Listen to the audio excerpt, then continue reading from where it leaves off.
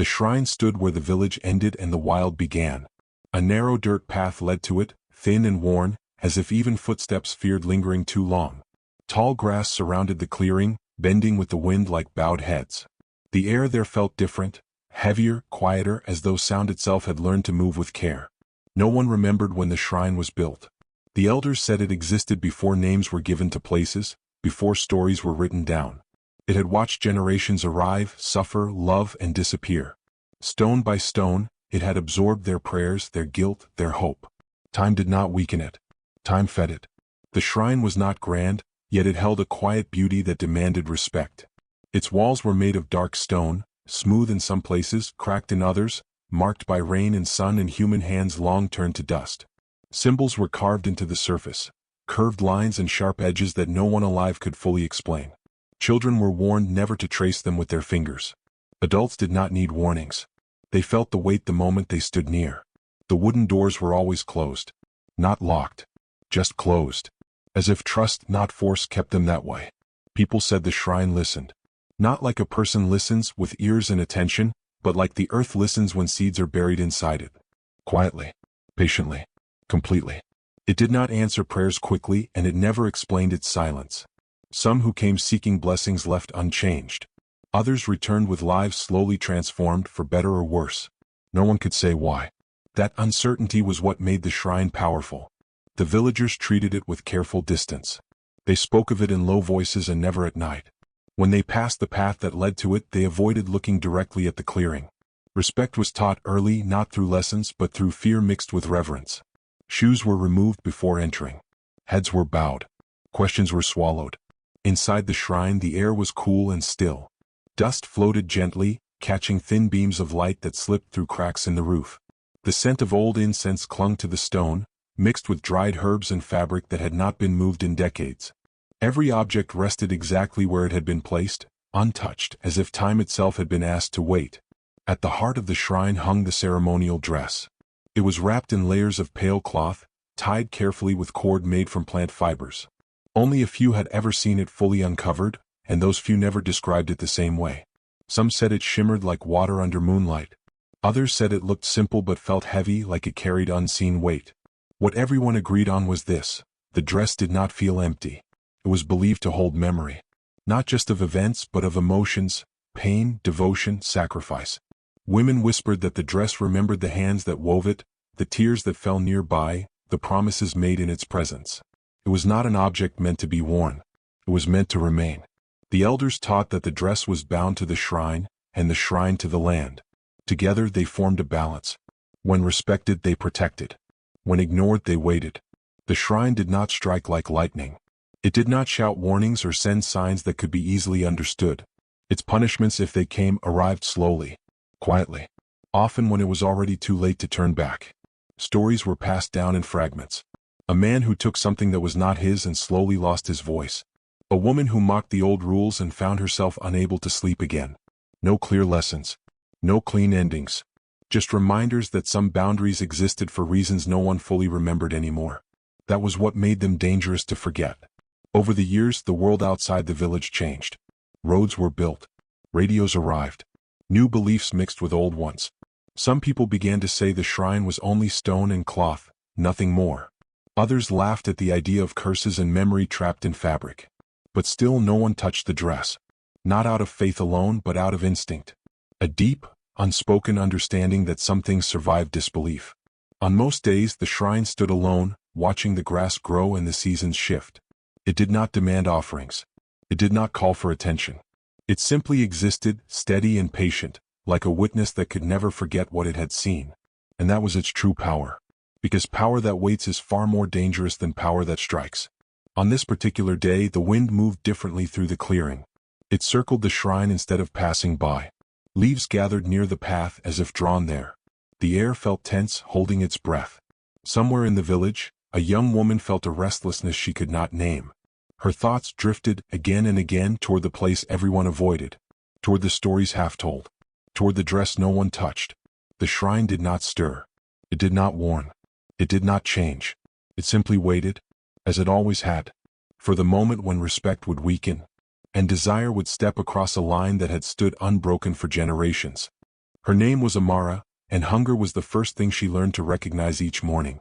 It woke her before the sun, before the village stirred, before the roosters finished their calls. Hunger did not shout. It pressed gently but firmly, like a reminder she could never ignore. She lay on a thin mat on the floor of her small home, staring at the roof where cracks let in lines of light and sometimes rain. The house smelled of dust and old smoke, and silence filled it more than warmth ever did. Amara rose quietly, careful not to disturb the neighbors through the thin walls. She washed her face with cold water from a clay bowl and tied her hair back with a worn strip of cloth. Her reflection in the water looked tired, older than her years. She studied it for a moment, then looked away. She owned only a few dresses. Each one had been mended more times than she could count. The fabric was faded, the seams stiff from repeated stitching. When she wore them, she felt as if they announced her life before she ever spoke. Poor, ordinary, unnoticed.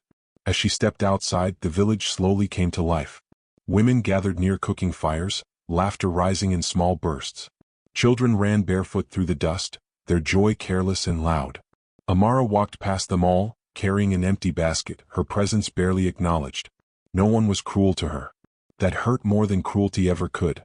When people spoke to her, it was with polite distance.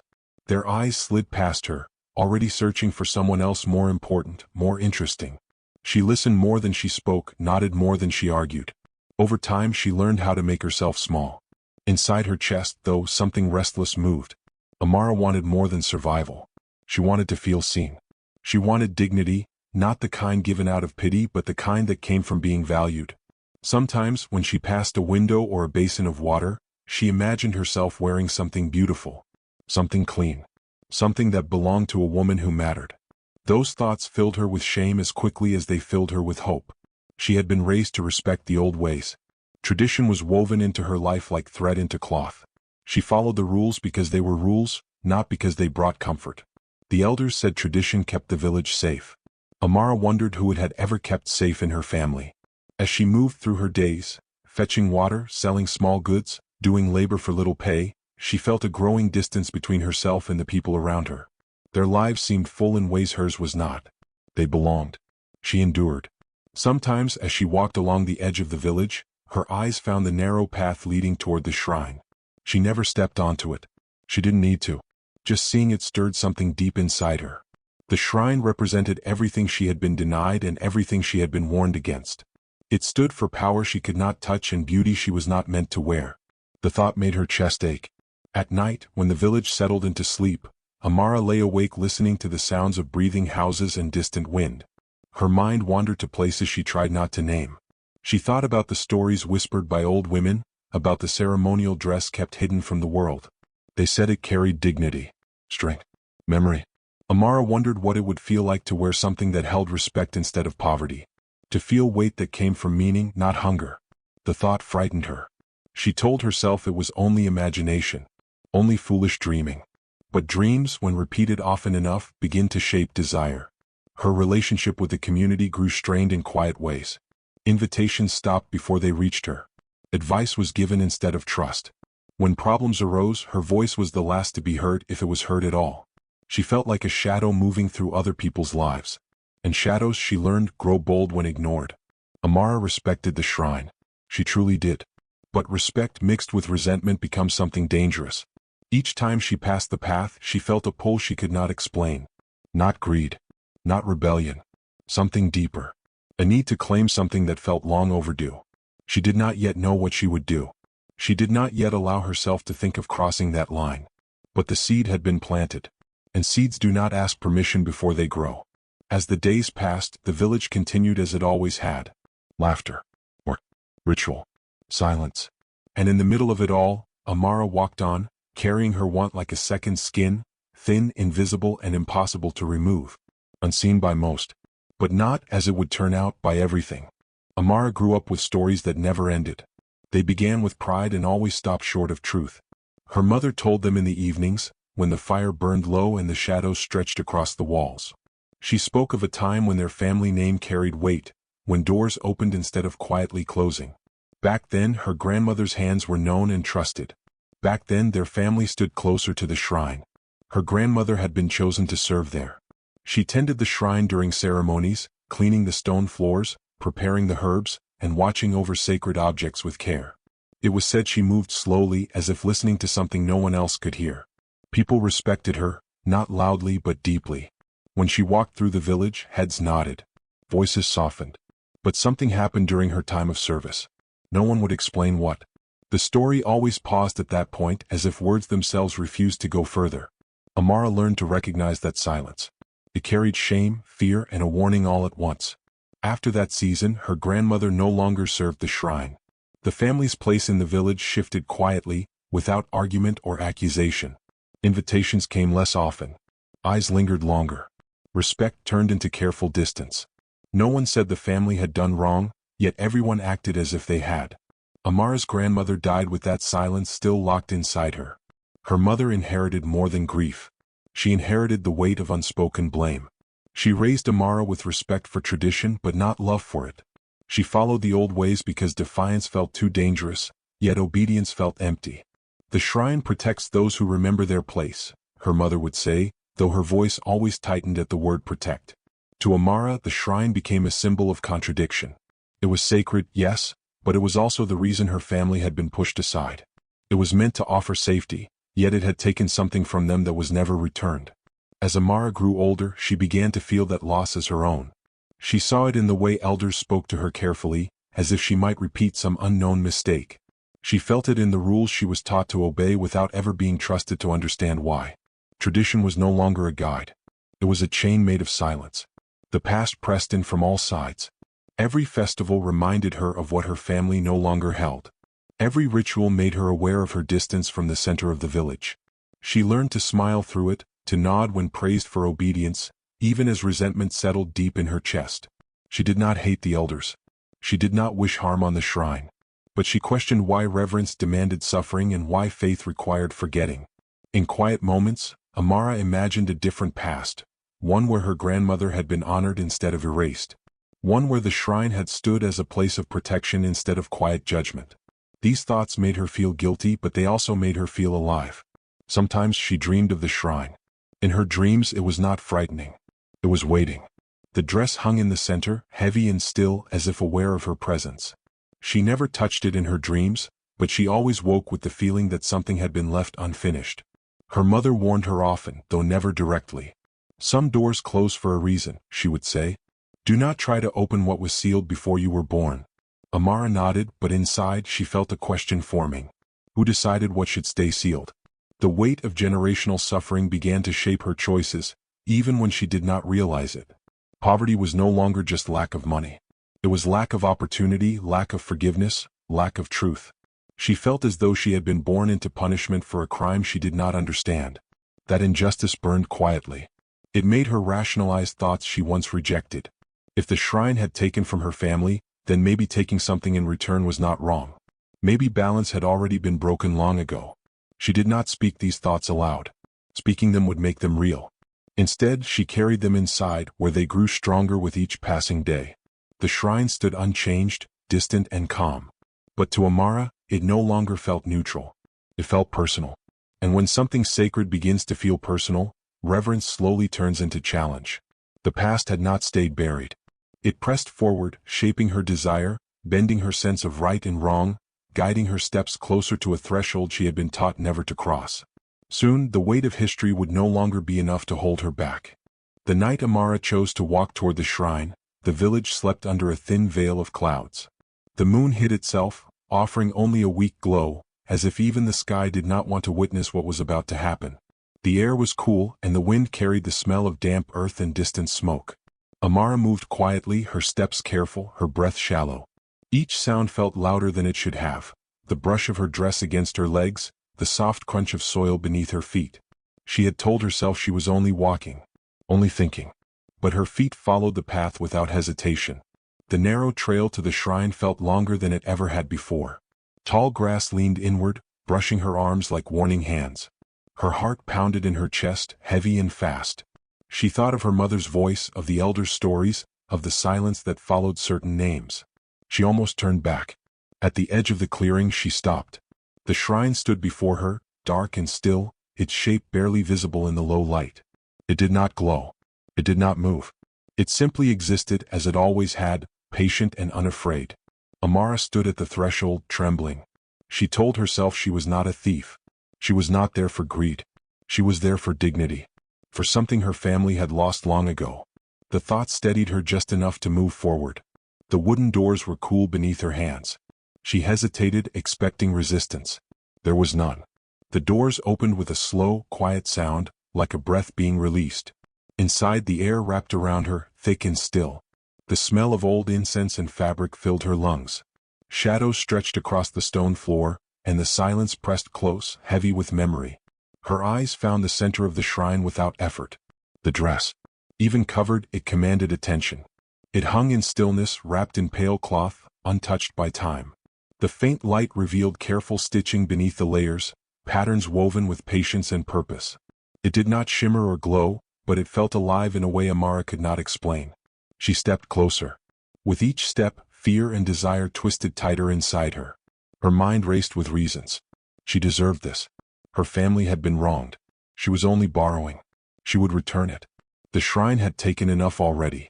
Her hands shook as she reached for the cloth. The moment her fingers brushed the fabric, a sharp chill ran through her body. She gasped softly, pulling back. Her heart raced, and for a breath she thought of leaving. Of closing the doors and never speaking of this night again. But the silence did not push her away. It waited. That waiting felt like permission. Amara swallowed and reached out again, this time with intention. She untied the cords slowly, each movement deliberate, as if rushing might awaken something. The cloth fell away layer by layer, revealing the dress beneath. It was more beautiful than she had imagined. The fabric was dark, rich in color, woven with fine detail that caught the light softly. It looked heavy, yet it hung with grace. Every stitch felt purposeful, as if placed with care and reverence. It did not look like something made for display. It looked like something made for meaning. Tears filled Amara's eyes. For the first time she felt chosen. Her fear faded beneath a rush of longing so strong it left her dizzy. She reached out and lifted the dress from its place. It was heavier than she expected, pulling slightly at her arms as if reluctant to leave. "I'll bring you back," she whispered, though she did not know why she spoke at all. She wrapped the dress around herself, hiding it beneath her worn clothing. Her heart pounded as she turned toward the door.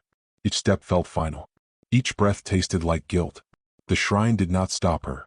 That frightened her more than resistance would have. She stepped back into the night, the doors closing softly behind her. The path seemed narrower now, the grass taller. The wind had stilled and the air felt tense. As Amara walked away, she did not look back. She did not see the way the shadows inside the shrine shifted slightly, as if something had noticed the empty space. The theft was complete. And though the night remained silent, something sacred had been disturbed. Something that would not forget. Amara did not sleep that night. When she reached her home, her hands were shaking so badly she nearly dropped the bundle hidden beneath her clothes. She locked the door, though she had never done so before, and leaned against it, breathing hard.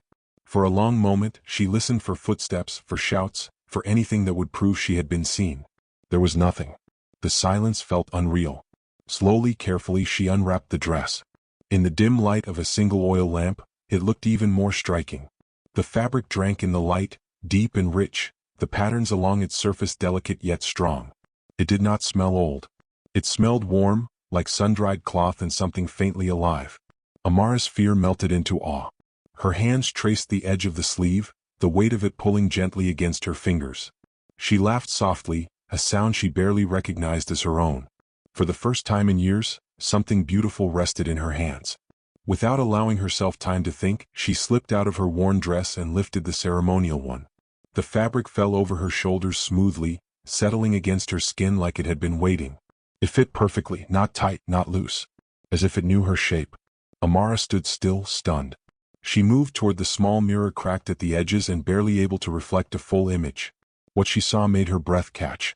Her posture looked different. Straighter. Her face, though still tired, carried a quiet strength she had never seen before. For a moment, joy flooded her. She turned, letting the dress move with her. It flowed softly, heavy yet graceful. She imagined walking through the village like this, imagined eyes lifting, voices softening. The thought made her heart race. Then reality returned. Panic rushed in like cold water. She reached behind her neck, searching for ties or fastenings. There were none. Her fingers moved faster, checking seams, pulling gently at the fabric. Nothing loosened. Her smile faded. "It's fine," she whispered. "It's just made well." She tugged again, harder this time. The dress did not move. The fabric felt warm beneath her palms, unyielding. A knot formed in her chest. Amara pulled the dress over her head, twisting her arms, trying to step out of it. The hem refused to rise.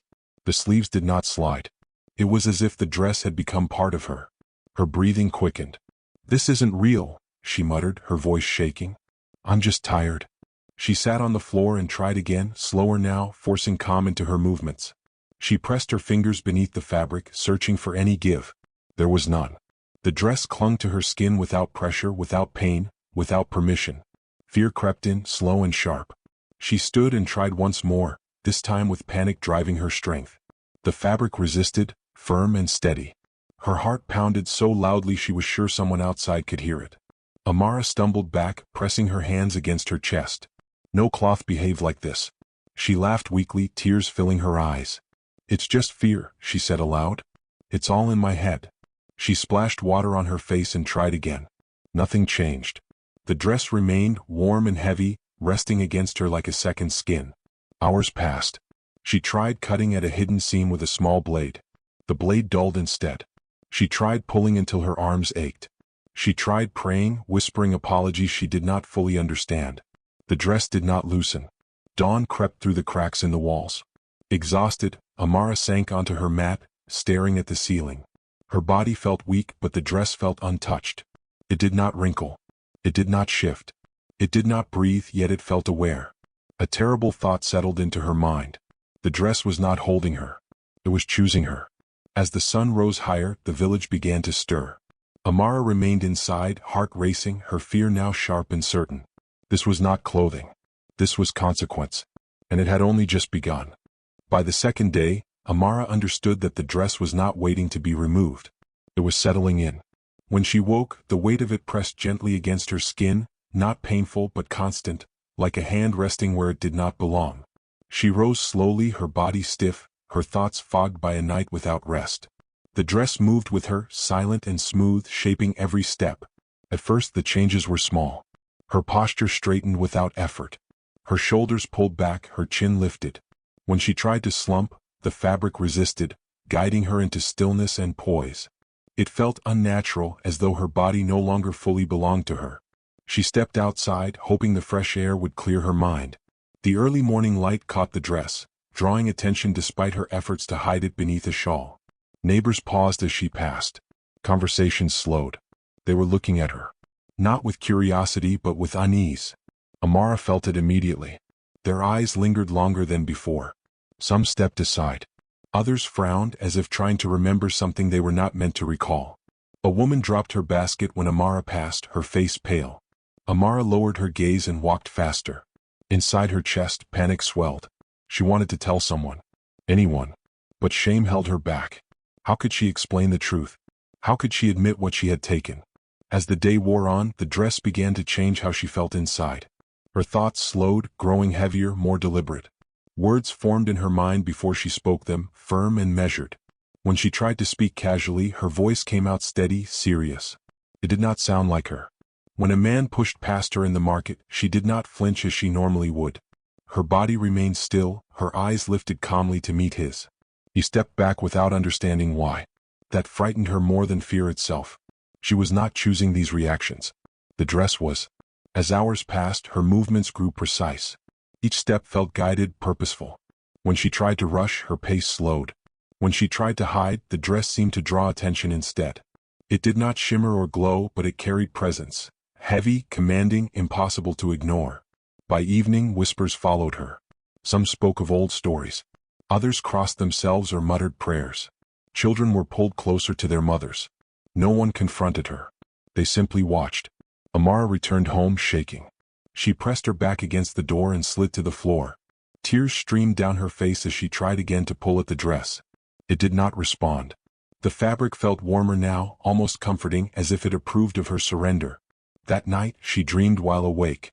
Images filled her mind, hands weaving cloth, women standing in circles, voices chanting words she did not understand.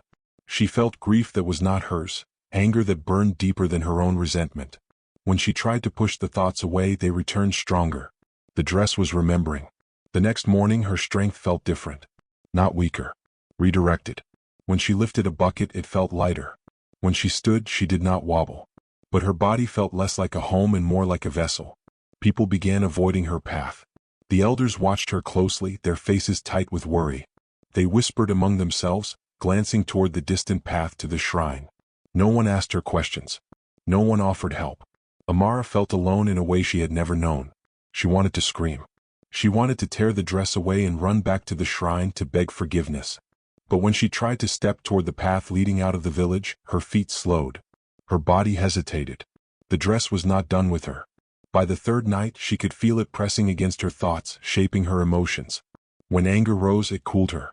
When fear surged it steadied her. Not gently, firmly. As if teaching her a lesson she had not asked to learn. She realized then that the dress was not punishing her in anger. It was claiming authority. The knowledge hollowed her chest. Amara sat alone in the dark, her hands resting helplessly at her sides. She whispered apologies into the silence, though she did not know who was listening anymore. The dress remained still. But inside it something had begun to move. And Amara was no longer certain where her will ended, and its began. Amara had not left her home in days. Not fully. She moved through her small rooms as if walking in a dream, the dress clinging to her like a second skin. It was heavier now, not in weight but in presence.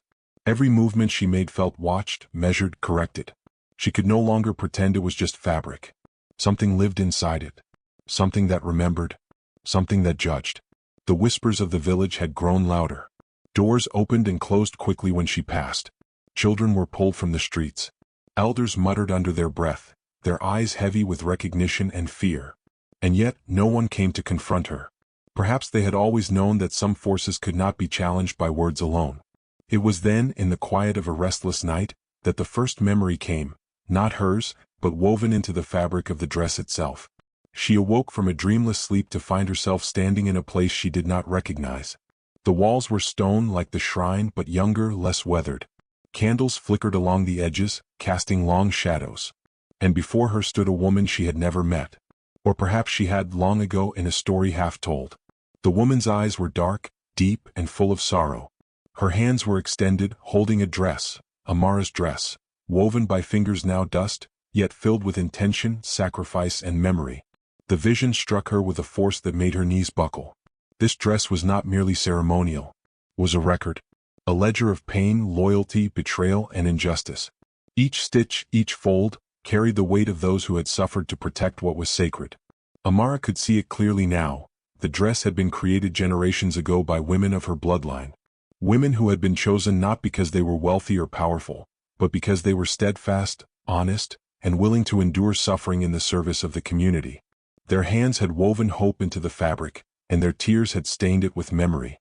Every moment of joy, grief, and devotion had been threaded into the cloth. But something had gone wrong. Her grandmother's grandmother, Amara saw her in vision, had been betrayed. One of their own had acted in secret, taking advantage of trust. The consequences were swift but subtle. The sacred balance the shrine depended on had been broken. The dress, imbued with the weight of centuries, had been tied not just to ritual but to justice. And justice, as the vision made clear, was patient.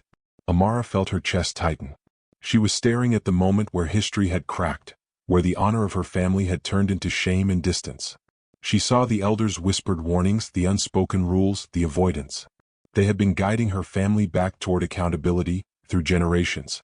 The dress had waited, watching for the one who would restore what had been wronged. Her mind reeled. She could feel the dress tightening slightly, pulling not on her body, but on her understanding. It demanded recognition. It demanded truth. This was not a curse of punishment alone. It was a call for reckoning. Her grandmother had failed. Her mother had obeyed blindly. And now, by taking the dress, Amara had inherited both the weight of the wrong and the opportunity for its redemption. She sank to the floor, pressing her hands against the fabric. It felt warmer now, almost alive, as if responding to her acceptance of the truth. For the first time, the fear inside her was mingled with clarity. She remembered the whispers in the village, the elders' cautious glances, the children pulled aside, the sudden hush when she appeared. All of it was part of the history she had never understood. The dress was not punishing her for greed. It was guiding her toward understanding, toward accountability. And then she saw the final piece. The betrayal had been tied to a choice her ancestor had made, to protect herself at the cost of the community. In that moment, the dress had absorbed grief, anger, and loss. The shrine had waited, silent but vigilant, until someone of the same bloodline would feel the weight of that choice and make amends. Amara pressed her forehead to the fabric, tears streaming down her face. She felt centuries of sorrow but also a strange clarity. The dress was not simply clothing. It was memory. It was witness. It was justice. Her body trembled as the weight shifted again. The dress was no longer merely controlling her actions. It was revealing her inheritance. Every heartbeat aligned with the rhythm of those who had come before, their hopes, their fears, their mistakes. She understood now why it could not be removed. It was never meant to be removed by force. It could only be acknowledged, understood, and returned to the path of truth. Amara's fear transformed slowly into resolve. She realized that the only way to free herself, and perhaps to restore her family's honor, was to confront the history she had inherited. To face the shrine, to confess, to offer more than words. To carry the memory of those wronged with humility, not rebellion. The dress seemed to shift slightly, almost approvingly. Its weight was still heavy, but it no longer felt hostile. Instead, it felt like guidance. The presence that had haunted her was not an enemy. It was a teacher. A guardian. A witness demanding honesty. She remembered her mother's warning, some doors close for a reason. But now Amara understood that the door was not closed to her. It was waiting for her courage. Waiting for her recognition of what had been broken and her willingness to make it right. Amara wiped her tears and took a deep, steadying breath. The realization settled over her like a mantle. She was not alone. She carried the past, yes, but she also carried the chance to mend it. The weight of the dress would remain. Its presence would continue. But now she knew why. And with that knowledge came her first glimmer of hope. Redemption, she realized, would not be easy. It would demand patience, humility, and courage. But it was possible. The vision faded, leaving her in the quiet of her room. The dress clung to her still, but she no longer trembled in fear. She could feel its power, yes, but now she also understood its purpose. The dress had chosen her not to punish, but to guide. And she would follow. Days bled into nights, and Amara remained trapped in the slow rhythm of the dress's relentless presence. It had ceased to be merely fabric. It had become a part of her existence, pressing on her body, mind, and soul. Each movement carried weight, each thought was guided, each heartbeat a reminder of the centuries she now bore within her. At first she tried to ignore it. She told herself she would figure it out tomorrow, that she could find a solution in secrecy, in cleverness, in distraction. But the dress would not allow it. Its influence seeped into every action, guiding her, shaping her, bending her will without cruelty, yet without mercy. She could no longer sleep through the night. Exhaustion clung to her like a shadow, yet the dress remained undisturbed, warm, and insistent. Her body began to betray her. Arms ached where there should have been ease. Her feet felt tethered to the floor. Even when she bent or stretched, the dress resisted, reminding her that force would never break this bond. Hunger returned, but not just for food. Her spirit ached, craving freedom, clarity, and choice. And with every passing day, the dress drew more of her energy, more of her attention, until the world outside her walls seemed unreal, distant, muted. The village noticed the changes too. Neighbors whispered in hushed tones, sensing the shift before it became visible. Small misfortunes followed in her wake. The fire at the blacksmith sputtered and dimmed when she passed. A sick calf dropped in a field near her home. Even the river seemed to swell unusually after heavy rain. Nothing direct, nothing deliberate, but patterns emerged and suspicion grew. People avoided her, even as they feared speaking her name. Amara could feel it all pressing down upon her. She wanted to run, to tear the dress from her body, to hide from judgment and consequence alike. But the dress was alive in its insistence. It allowed no escape. The fabric seemed to pulse, pressing against her heart, stiffening around her arms, rooting her in place. Even thoughts of fleeing stirred unease in her mind, as though some invisible authority within the cloth whispered that avoidance would make the cost far greater. She tried reasoning with it, whispering apologies she didn't fully understand. She begged for release, for mercy, for a return to normalcy. But the dress did not respond with words. It responded with weight, with presence, with the undeniable certainty that time was slipping through her fingers. As her strength waned, guilt replaced fear. Her mind replayed the theft in infinite detail, the careful unwrapping, the thrill of possession, the first touch of the dress against her skin. How selfish she had been. How blind. Every step she had taken since then felt both inevitable and irreversible. She saw clearly now that her desire had upset a balance older than her understanding, that the dress was not punishment, but consequence, slow, inevitable, inescapable. Even her own body turned against her. Hunger gnawed at her insides, exhaustion flattened her muscles, and every movement took more effort than the last. She tried to eat, to drink, to restore herself, but the dress absorbed more than her energy. It drew her will, reshaped her focus, leaving her hollow even as she clung to life. Sleep brought no relief. Dreams were not dreams but visions. The women who had woven the dress, the betrayals of her ancestors, the whispers of a community long gone yet forever tied to her bloodline. Their sorrow wrapped around her, suffocating and intimate. Amara's despair deepened when she realized the broader cost of her delay. Misfortune followed those around her, small and terrible, each event linked to her failure to act. Crops wilted. Illness spread. Arguments erupted among friends. She could not escape the feeling that every tragedy touched by her hesitation was a mark upon her conscience. Isolation became her only companion. She stopped leaving her home except when necessary. She avoided the villagers, knowing that each gaze held judgment she could not bear. She stopped seeking advice, for fear that any revelation of the truth would bring punishment not just upon her, but upon those she loved.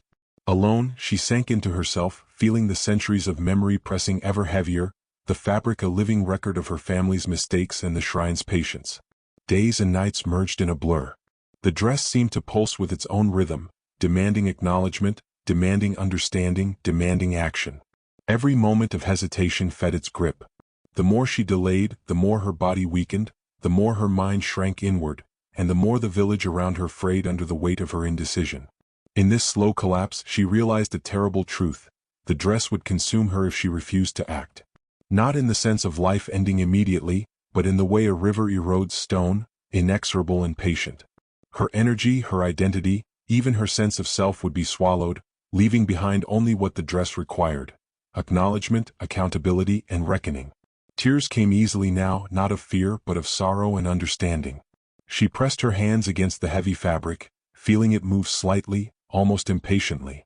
She whispered apologies to generations long gone, to her ancestors, to the women who had woven every stitch with care. She begged forgiveness, though she did not yet know how it could be granted. The night deepened around her, cold and quiet, carrying the weight of unseen witnesses. Amara understood that delay was no longer a choice. Hesitation would not protect her, it would destroy her. The cost of refusing the truth was already unfolding, and the path ahead would demand courage she had never needed before. For the first time she acknowledged the magnitude of what she faced. The dress was not a garment to remove.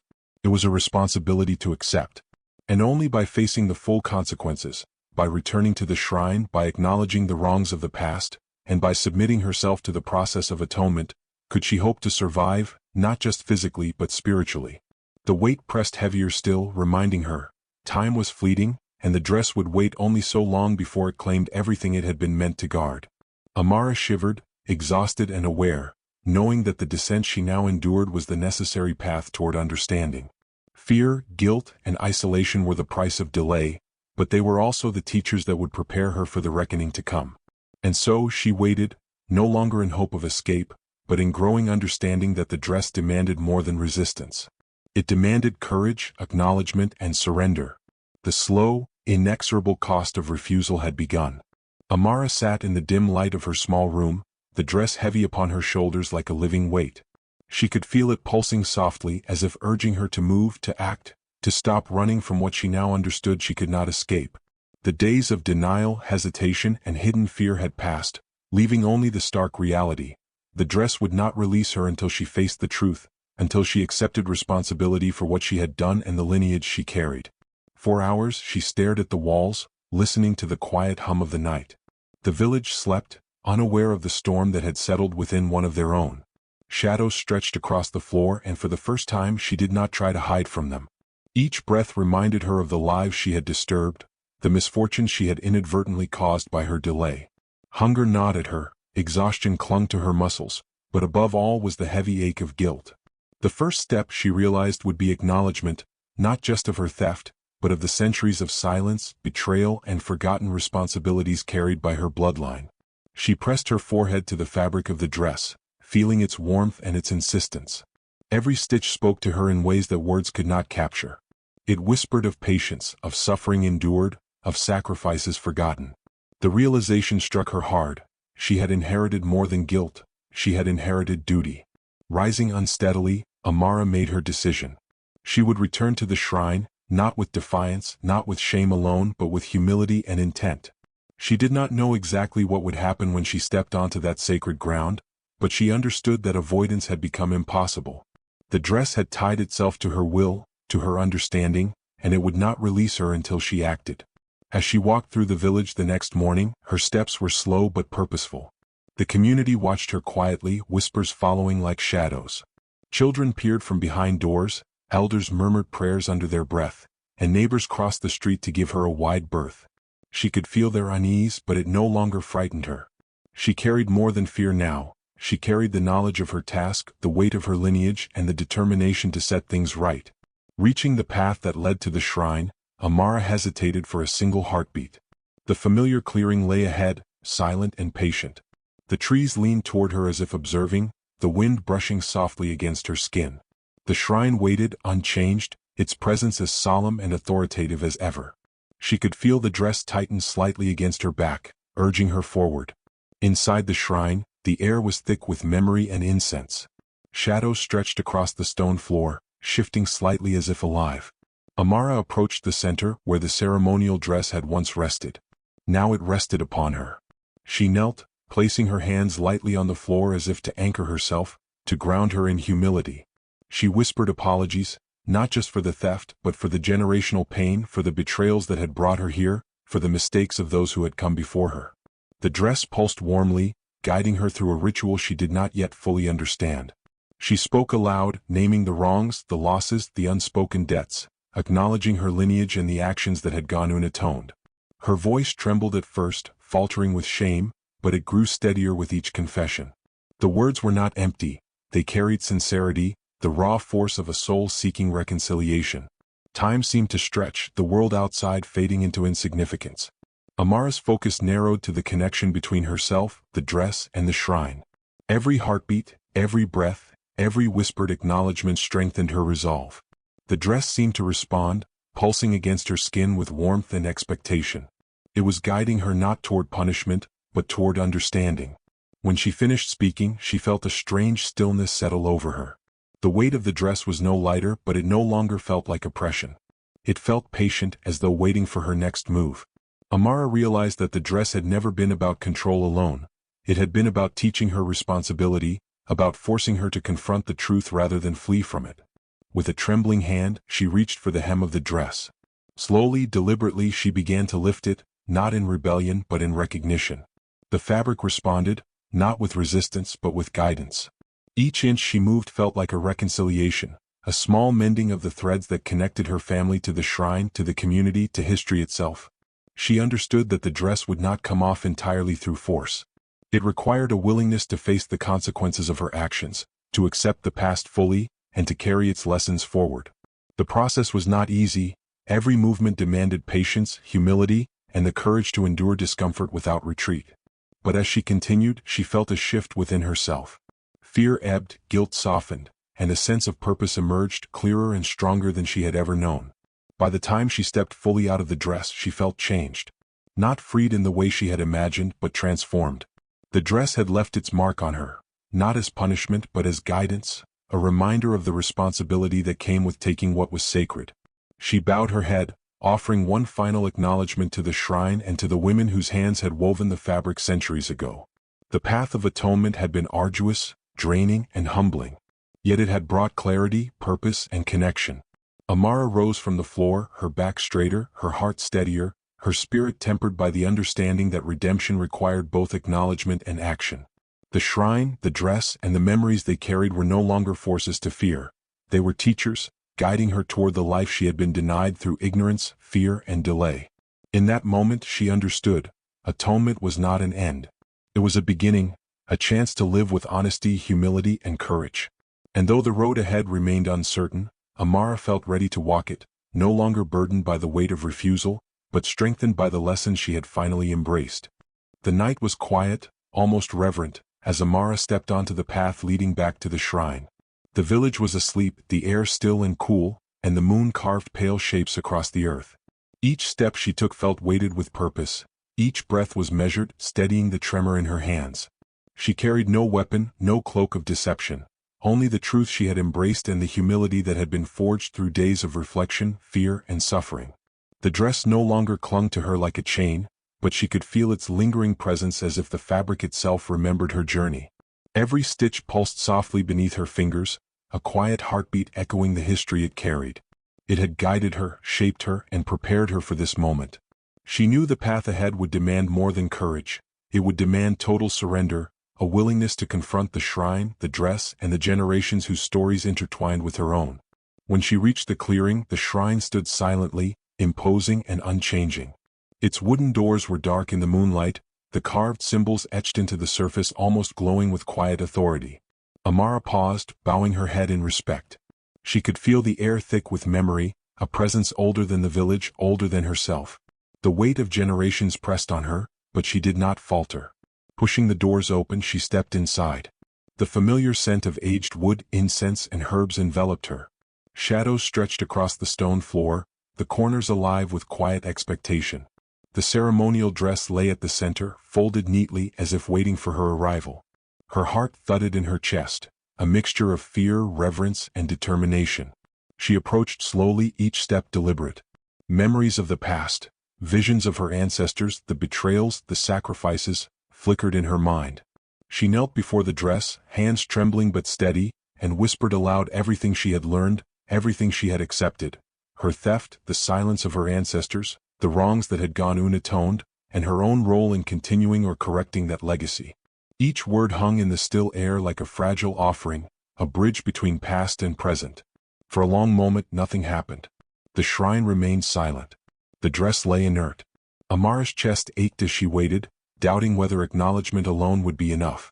She pressed her hands to the fabric, feeling its texture, the history woven into every thread. It pulsed slightly beneath her palms, and she realized the dress was not resisting, it was listening. She rose slowly, her knees aching, and lifted the dress from its resting place. As she draped it over her shoulders, she did not feel the oppressive weight it had once carried. Instead, she felt connection, an alignment of intent, understanding, and responsibility. Every inch of fabric reminded her of the lives, sacrifices, and lessons she had inherited. She breathed in, steadying herself, and stepped fully into the center of the shrine, facing the empty space where she had once taken the dress in secrecy. "Here I stand," she whispered, her voice steady. "I carry what has been wronged. I accept the cost. I seek to restore what has been broken." The air shifted. Shadows deepened, yet there was no anger. The silence was heavy but expectant, like the breath before a storm that never comes to harm but clears the air. The dress seemed to tighten slightly around her arms and shoulders, not as punishment, but as guidance, reinforcing the gravity of her commitment. Amara knelt, lowering her head, and allowed herself to feel the full weight of her ancestors' memories, the betrayals, the loyalty, the grief, the devotion.